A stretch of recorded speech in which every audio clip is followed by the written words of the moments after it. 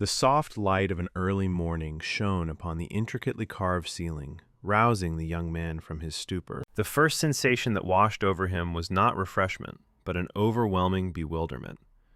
This was not his familiar ceiling, nor the antiseptic smell of a hospital. Makoto Takatsuki sat bolt upright, his eyes wide and wary. The scene outside the window struck him like a cruel confirmation of his new reality. Majestic mountain ranges, pristine dense forests, and a carriage rolling along with a mysterious figure in wizard's attire. Terrifying memories of the ski trip flooded back like a torrent.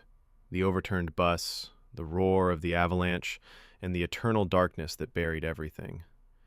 He had thought he was the sole survivor of that tragedy, but fate seemed to have orchestrated a more ironic scenario.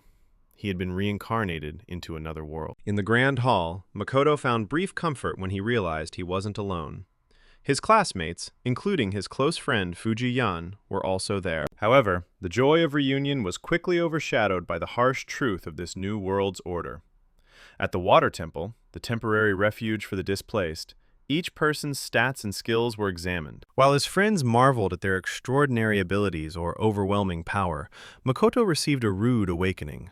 The high priest, who had just moments ago warmly welcomed him as a potentially powerful other-worlder, immediately changed his demeanor upon seeing Makoto's dismal status screen. Water magic, novice, clear mind, and an unfamiliar skill called RPG player. That was all he possessed. Worse than the indifference of the clergy was the grim fate inscribed in the Book of Souls. His lifespan was a mere 10 years, a short, cruel number that forced him to choose between accumulating wealth or plunging into life-or-death battles with monsters to extend his existence. Time flew by, and 1 year after that fateful day, the gap between Makoto and his classmates widened. While others were recruited by major guilds as heroes or great mages, Makoto was left behind. Even Fujiyan had left to pursue the path of a merchant. Left behind, underestimated, and carrying a grim fate, Makoto did not falter. Instead, his gamer blood surged stronger than ever.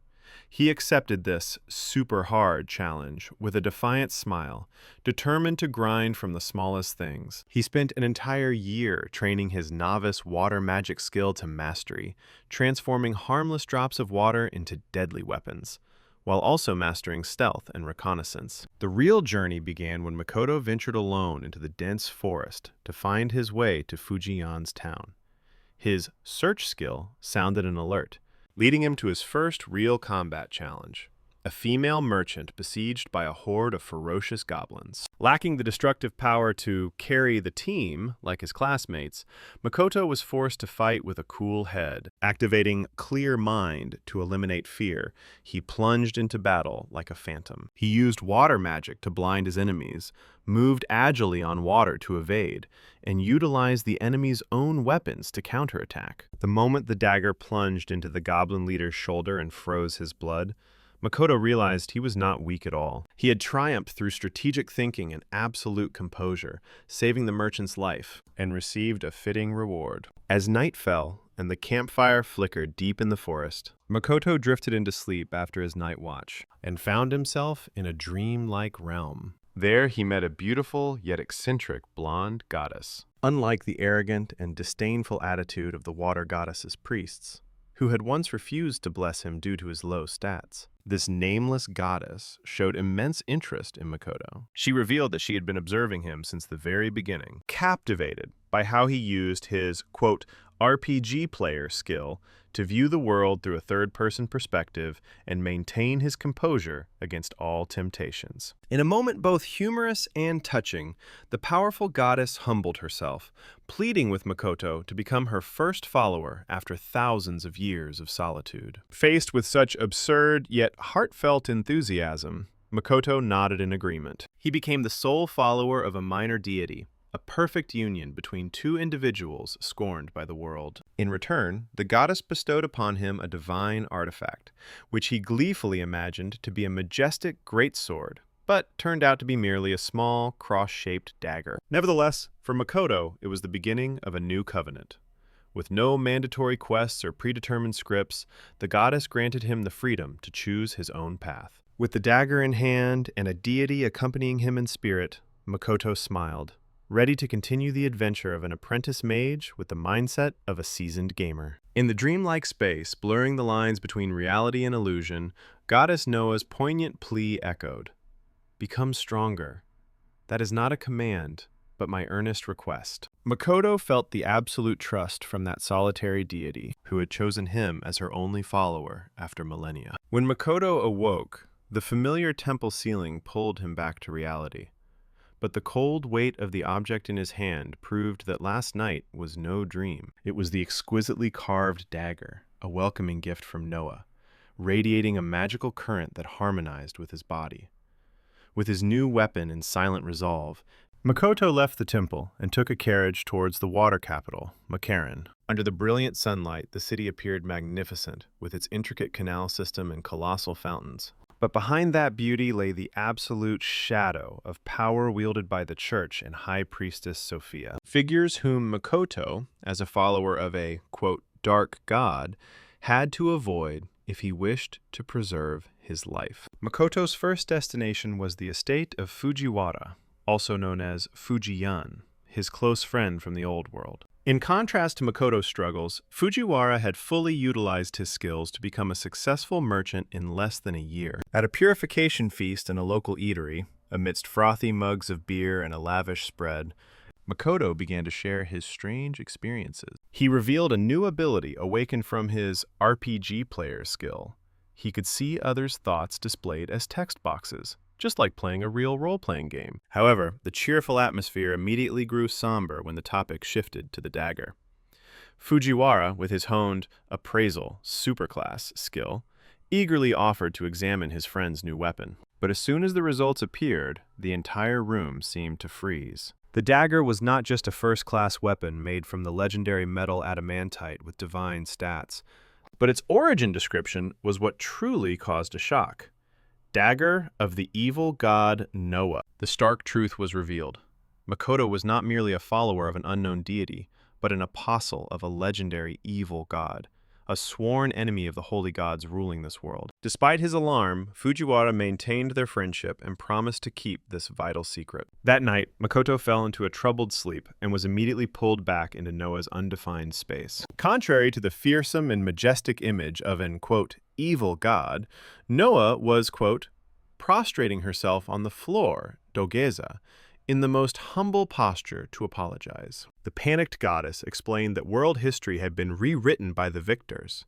Her faction lost the Titanomachy battle and was thus labeled Dark Gods and imprisoned. Fearing Makoto would break the covenant because of that terrifying title, Noah had concealed the truth. Seeing the mighty deity weeping in fear of losing her only follower, Makoto not only felt no anger, but a strange sense of pity. With a gamer's mindset, he considered this an extremely rare, hidden event. Makoto reaffirmed his loyalty, causing Noah to burst with happiness. She assigned him the ultimate quest: to conquer the Deep Sea Temple, the world's most challenging dungeon where her true body was sealed. The next morning, Makoto awoke with a clear objective. His soul book had updated his title to First Follower of Goddess Noah, fortunately without the accompanying evil god designation. He headed to the Adventurers Guild to register, beginning his journey of leveling up to extend his lifespan and prepare for that insane rescue mission. But harsh reality splashed cold water on his face. At the reception desk, Makoto realized most monster-slaying quests required a party, while solo quests were merely trivial errands. As he pondered his options, his gaze met a blonde girl also seeking quests, signaling a fated encounter about to begin. Stepping into the great forest, rumored to be a deadly place with dangerous natural dungeons like the Lost Forest or the Demon Forest, Makoto Takatsuki showed no hesitation. His initial target was only level 0 horned rabbits, a monster that destroyed crops but was also a delicious food source. However, his search and danger detection skills continuously flashed red alerts. The area was swarming with goblins. Instead of fleeing as a normal adventurer would advise, Makoto's gamer blood surged as the RPG player system displayed a provocative message: fight goblins. With a smirk, he accepted the challenge. Using his stealth skill combined with a tactical mindset to isolate enemies, Makoto transformed the forest into his personal stage. Without needing flashy spells, he silently eliminated them one by one, turning goblin hunting into a terrifyingly efficient grinding process. 3 months passed, and Makoto's reputation at the Adventurers Guild had completely changed. From a rookie scorned for his low stats, he was given the moniker Goblin Sweeper. Though only stone rank, Makoto's solo elimination of dozens of goblins daily and safe return astonished even receptionists like Marie. Marie, the beautiful but alcohol-addicted receptionist, often used her intoxication as an excuse to embrace him, causing many other men in the tavern to cast envious, even hostile, glances. But Makoto paid no mind to fame or flirtations. His ultimate goal remained accumulating contribution points to extend his lifespan, his most precious asset, which was dwindling daily. However, the peace of his repetitive leveling days was soon shattered by the arrival of Jean, an arrogant bronze-rank rookie swordsman. Jean disdained Makoto and Lucas's cautious approach, constantly boasting about his plan to hunt a stray ogre to achieve iron rank. Ignoring warnings about the danger, Jean led his party, consisting of a priestess and a red-haired elf mage, deep into the forest. But reality was far more brutal than the naive imagined.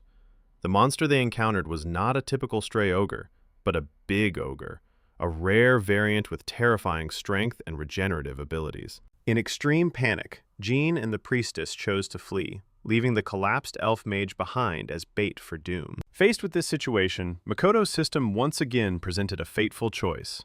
Save the mage girl? This was accompanied by a chilling warning of permanent death if he failed. Makoto shivered with fear, but he couldn't turn his back. Activating Clear Mind to dispel his terror, he lunged forward, shielding the girl from the colossal monster, unleashing a sharp water spell that severed its arm to free her. He yelled at her to run, making himself the target to draw the monster's attention. Though he tried to act cool like a hero, deep down, Makoto was screaming because his meager magic power was almost depleted, while the enemy was regenerating its wounds at an alarming rate. Unable to confront it with brute force, Makoto was forced to use the cool head of a seasoned gamer. He used the map to identify the terrain, luring the great demon to chase him to a nearby swamp. Here, the home field advantage shifted to the water spell user. Makoto unleashed a thick fog, obscuring the opponent's vision, while he moved lightly across the water thanks to the water walk spell. The massive monster, disoriented and bogged down, became nothing more than a sitting target. Pouring all his remaining magic power, Makoto compressed the water into immense pressure, crushing the monster right in the swamp, ending the uneven battle with a victory of intellect. Returning to town with the great demon's head, Makoto immediately became the center of attention. Those who once mocked him as a quote-unquote trash collector now looked up with respectful eyes, hailing him as the quote ogre slayer. But Makoto only found it bothersome. He brushed aside all the flattery, refused the new nicknames, and just wanted to find a quiet corner to rest. At the tavern, Lucy, the red-haired elf mage he had saved, shyly approached to thank him and offered him a drink. During their conversation, Lucy couldn't hide her admiration when she learned Makoto had single-handedly defeated the monster that her entire party couldn't handle. However, what astonished her most wasn't the feat itself, but how Makoto used magic.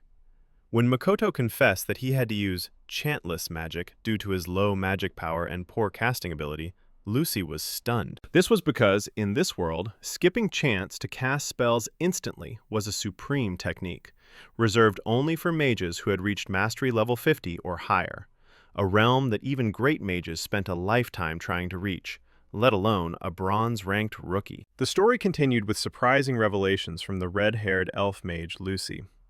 After Makoto saved her life, Lucy shyly confessed a truth that left everyone astonished. Despite her noble elf bloodline, she had only begun learning magic a little over a year ago. The reason behind this clumsiness stemmed from her special background. She was the granddaughter of an otherworlder who had once strayed here and became the elf chieftain, giving her mixed blood. Because of this difference, Lucy always felt out of place and lacked confidence in her abilities, despite possessing immense magic power. In a moment of both confusion and courage, Lucy took Makoto's hand and invited him to form a party. For Makoto, who was accustomed to solitude and always felt inferior due to his low stats, this offer was both a shock and a psychological challenge.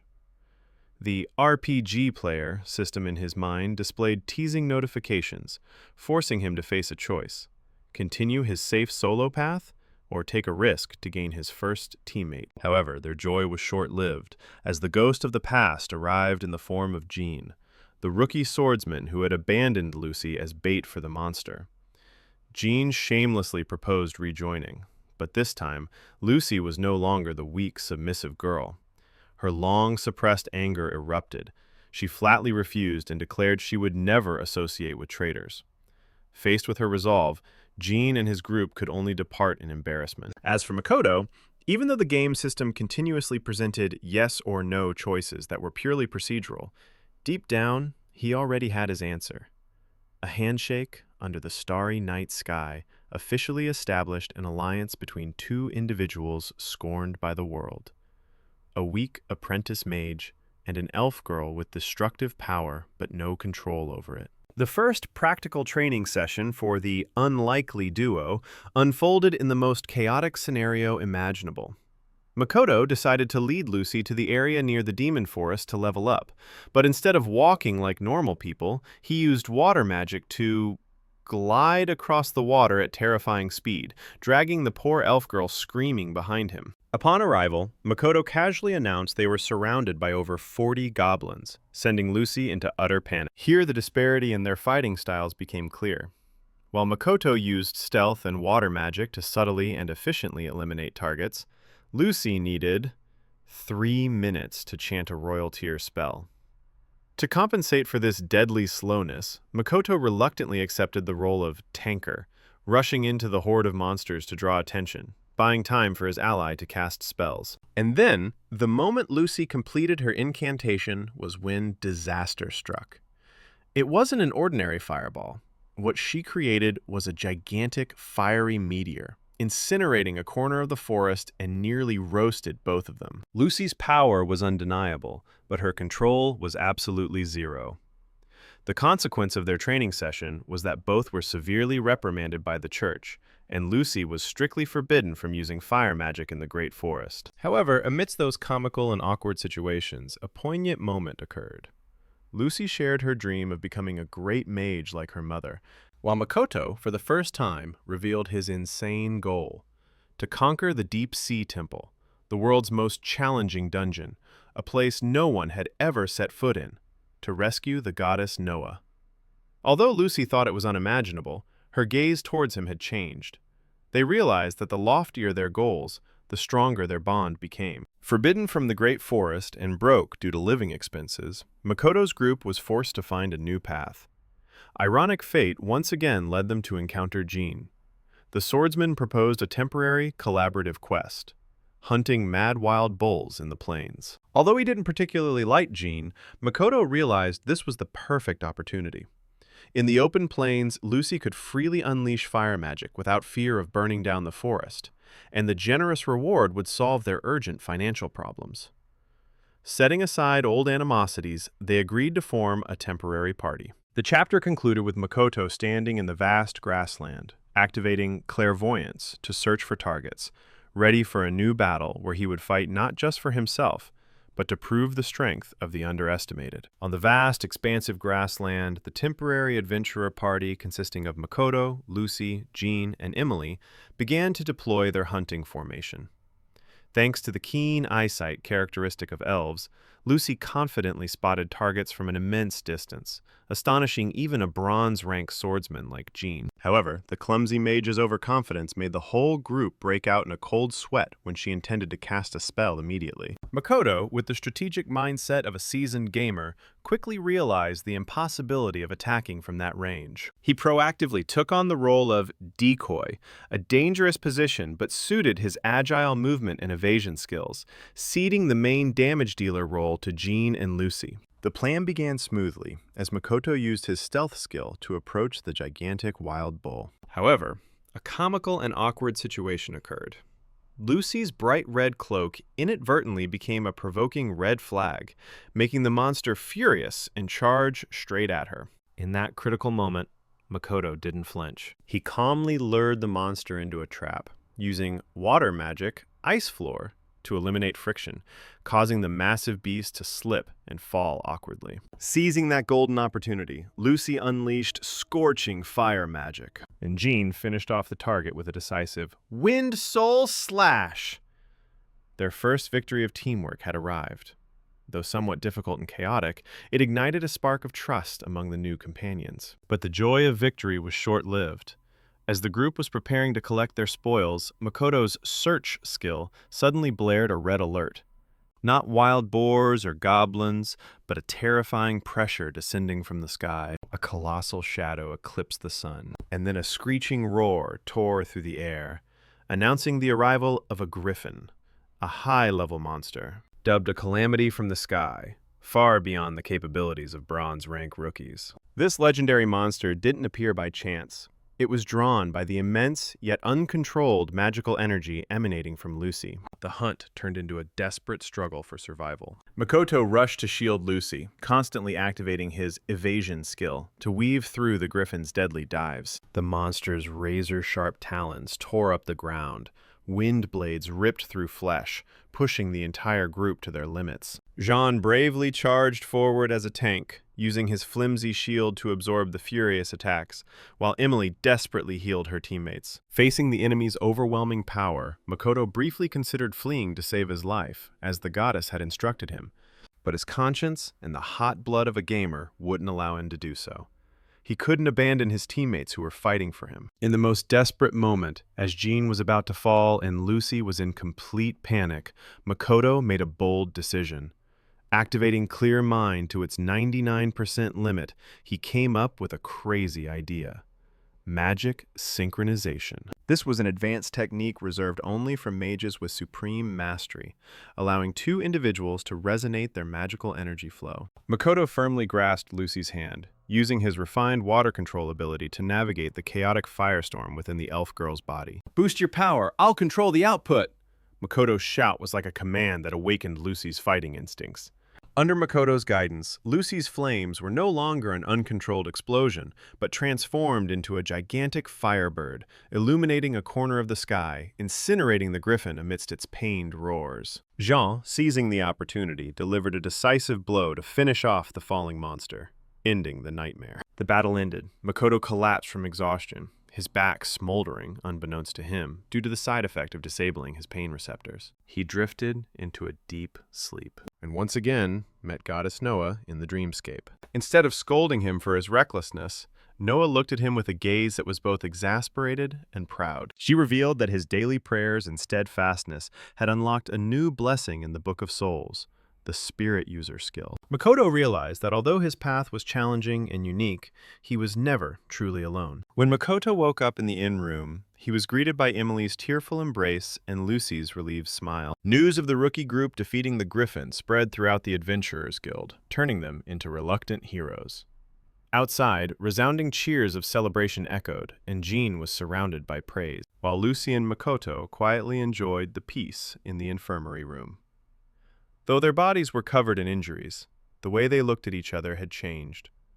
No longer was there suspicion or worry, but the absolute trust of comrades who had faced death together.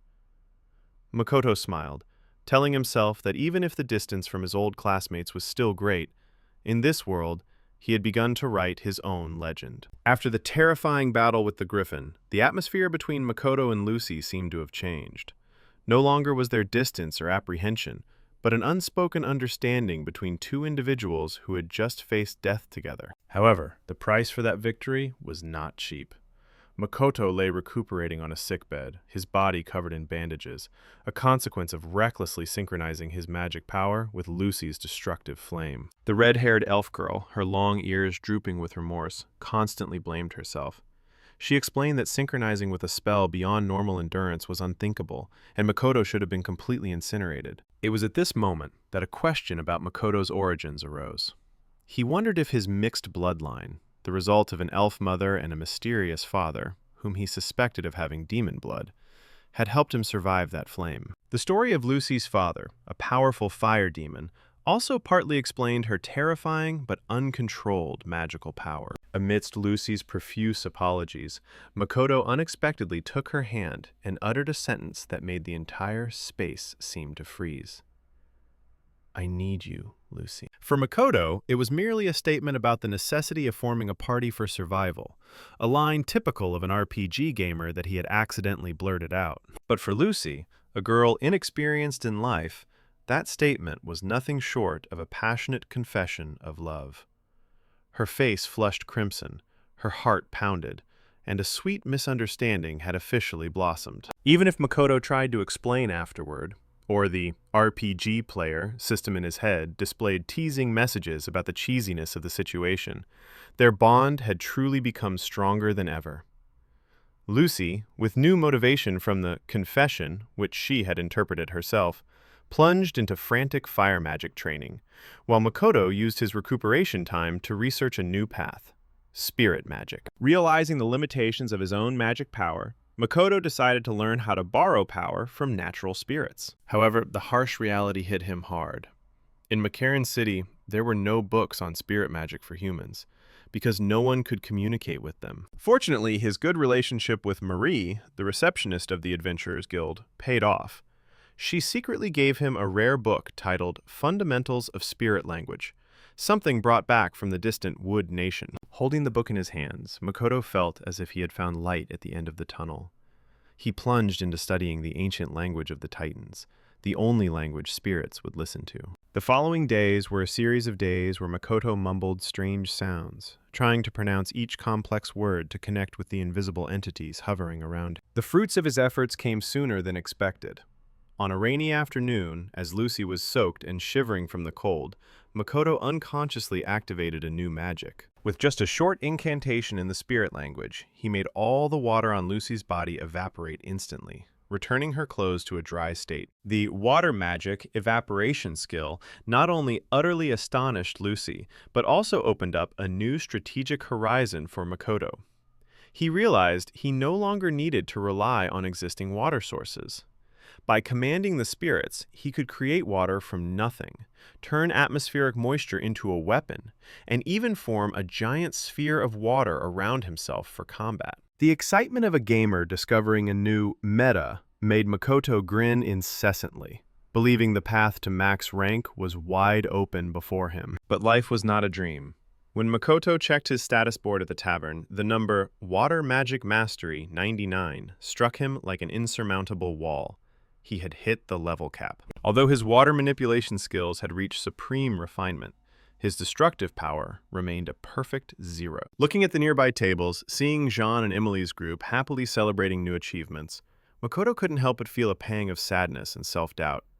He feared he would forever be just a third-rate support mage, someone who put out fires or dried clothes, lacking the strength to protect his comrades in truly fierce battles on deeper levels. The obsession with his own weakness once again enveloped his mind. It was in his most desperate moments that the goddess Noah appeared in his dream again. Unlike her usual teasing demeanor, this time she brought a shocking gift. Noah revealed that she had secretly interfered with Makoto's Book of Souls, breaking the level 99 limit so he could continue to advance. When Makoto saw his mastery stat jump to 103, he was both overjoyed and horrified. This was because interfering with the Book of Souls was considered heresy by the Holy Church, a grave offense that could lead to execution by immolation. Makoto broke out in a cold sweat, realizing he was walking a thin line between becoming a powerful hero and a wanted criminal. But Noah, with a mysterious smile, quickly redirected his attention with a new quest. Go to the great labyrinth of Labyrinthos. A fated encounter awaits you. With no turning back, Makoto accepted the goddess's command. He shared this plan with Lucy, and the fiery elf immediately agreed without hesitation, eager to test her new powers in the world's most perilous place. However, before setting off, they needed advice from those who had gone before. Lucas, the veteran adventurer with a thick beard, warned them about the harshness of the great labyrinth. It was divided into 5 levels: upper, middle, lower, deep, and deepest. While the upper and middle levels were merely playgrounds for minor monsters, from the lower level downwards, it was a true inferno, home to dragon lairs. But the most terrifying thing Lucas mentioned wasn't monsters, but humans. Rookie hunters, those who feigned kindness to deceive, rob, and abandon inexperienced adventurers to monsters, were the real threat. Swallowing their fear, Makoto and Lucy resolved to prepare as thoroughly as possible. They reviewed their finances, listed essential recovery items, and especially upgraded their equipment. Their final destination before leaving the city was none other than Fujiyan's shop. As they stepped into the bustling store, the jingle of the doorbell rang out, and the familiar voice of his old friend, along with his rabbit-eared assistant, welcomed them. "Welcome! Oh, Takatsuki-san! Long time no see!" Fujiyan's radiant smile was like a calming balm, signaling a warm reunion and powerful support before Makoto embarked on a new chapter of his life in the great labyrinth of Labyrinthos. The reunion between Makoto and his old friend Fujiyan, unfolded in an atmosphere that was both warm and full of pleasant surprises. At the Fujiwara Trading Company headquarters, Makoto greeted his compatriot warmly, while the elf girl Lucy stood beside him with an utterly bewildered expression. She couldn't believe that her seemingly ordinary companion had such a close relationship with the most renowned merchant magnate in Makaran City. Fujiyan, with the assistance of his rabbitkin aide Nina, warmly welcomed them and lavished praise on the group's achievement in vanquishing the griffin. Though Makoto humbly tried to dismiss the compliments, attributing them to luck and getting burned himself, in everyone's eyes, especially Nina's and the guild staff's, he had truly become a formidable adventurer. However, the biggest surprise wasn't the welcoming party, but Fujiyan's bold proposition. The bespectacled merchant, who seemed interested only in numbers and profits, unexpectedly flew into a rage because Makoto hadn't invited him to join the party from the start. It turned out that Fujiyan also possessed a burning, adventurous spirit, and had been waiting for this moment for a long time. To prove his usefulness, he generously sponsored all transportation for the journey to the great labyrinth of Labyrinthos. And that mode of transport was no ordinary horse-drawn carriage, but a colossal airship named Saint Cannon. A name only Makoto understood was inspired by a heroine from Fujiyan's favorite dating sim. The aerial journey began with Lucy's extreme excitement. The mage, who had never left her forest home, now reveled in gazing at the world from above, cheering like a child. In contrast to the lively atmosphere, the night on the airship brought Makoto moments of quiet contemplation. In his restless sleep, he dreamed of Aya Sasaki, his classmate nicknamed Sasan, who once shared his passion for games in their old world. That nostalgic dream woke Makoto with a faint sadness. Standing on the deck, gazing at the brilliant yet unfamiliar starry sky, he confided in Fujiyan. Their conversation led them to the dark secrets of this world, about Rafloig, the cursed moon country, where the priestess betrayed humanity 1,000 years ago, and about unsettling omens related to the great demon lord's revival. As dawn broke, the great labyrinth of Labyrinthos appeared before them like a majestic wonder. The city, built right at the dungeon's mouth, was more bustling and vibrant than anywhere Makoto had ever set foot. After landing and completing registration at the Adventurers Guild branch, Makoto's group blended into the crowded streets. A festive atmosphere enveloped the area, but the crowd's attention was quickly drawn by the appearance of a troop of gleaming, armored soldiers. It was the army of the Sun Country, and leading them was none other than Ryosuke Sakurai, the hero of light, his former classmate and an idol to this entire world. Witnessing Sakurai surrounded by admiration and cheers, Makoto felt an invisible yet immense distance between them. While Makoto struggled daily with his low stats, Sakurai shone like a true protagonist, favored by fate with legendary skills and the status of Princess Noelle's fiancé. At an outdoor eatery, Fujiyan revealed shocking political information behind that glory. Sakurai had become a pawn in the power struggle between nations, forced to become an heir to the throne, and was the target of countless assassination plots. The mission to vanquish the abhorrent dragon he was undertaking could very well be a deadly trap. That heavy information cast a somber mood over their meeting. Makoto, despite a touch of childish envy for his old friend's glory, deep down felt concern for Sakurai. He tried to avoid attention, telling himself that his world and Sakurai's were too different. Yet, cruel fate always finds a way to orchestrate unexpected encounters. Right at the tavern where Makoto's group was resting, a familiar voice rang out, shattering his anonymity. Ryosuke Sakurai, with his usual radiant smile and confident demeanor, approached their table. "Long time no see, Takatsuki-kun, Fujiwara-kun."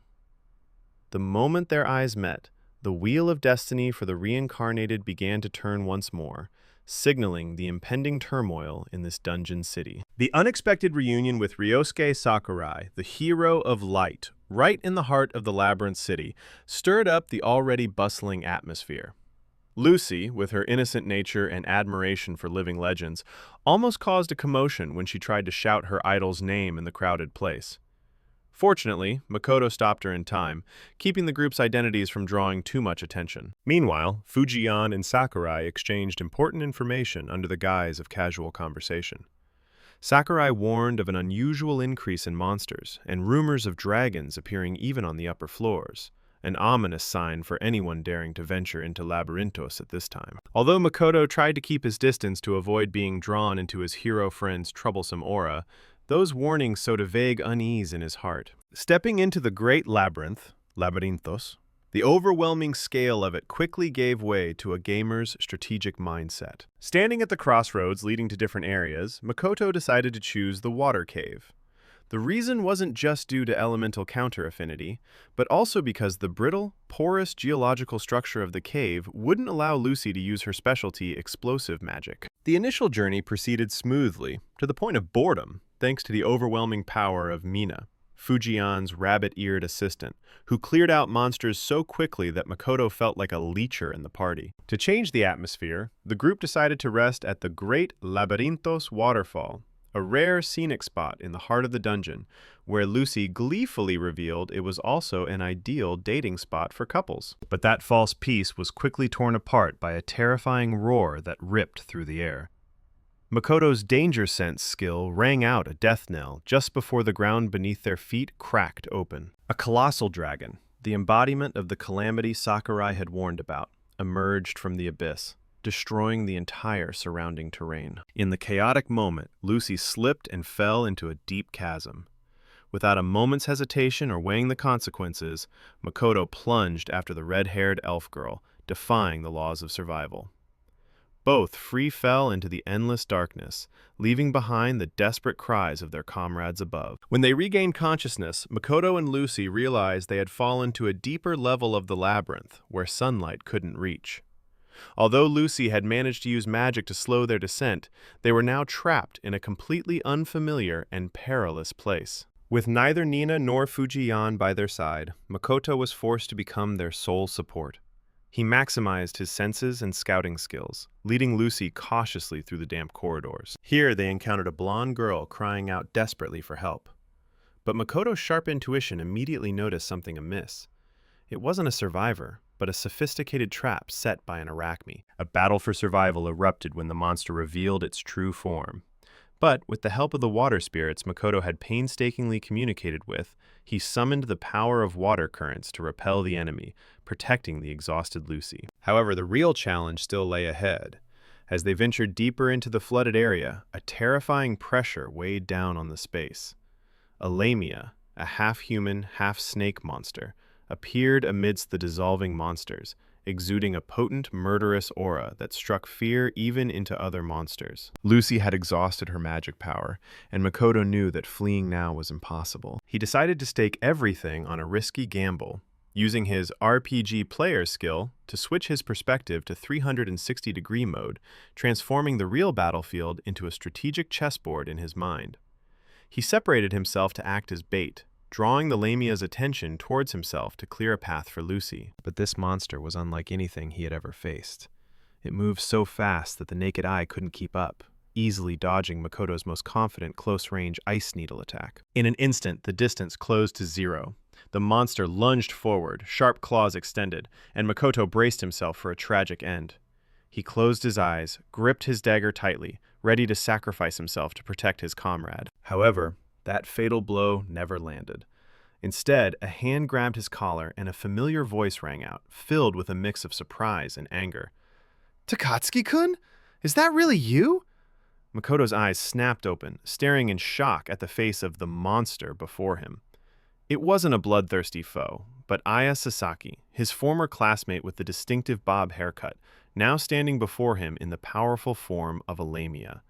Ironic fate had once again orchestrated an unbelievable reunion between wanderers from another world, right in the deepest reaches of hell.